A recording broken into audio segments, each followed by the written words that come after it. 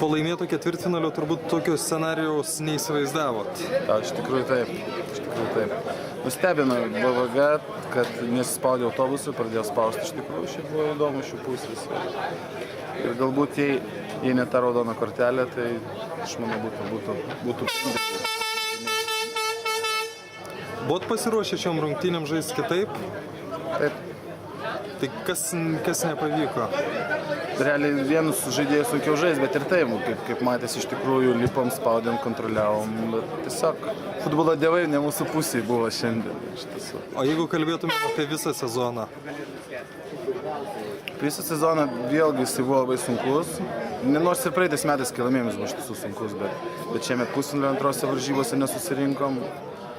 Susirgo žmonės, traumavosi ir taip toliau. Traumos iš tikrųjų persekiojo. Netgi ir šiandien Barevičius mūsų gavo traumą. Pusę kėlinio negalėjo žaisti antrą. Vėl mūsų pagrindinis žaidėjas ir sunku buvo.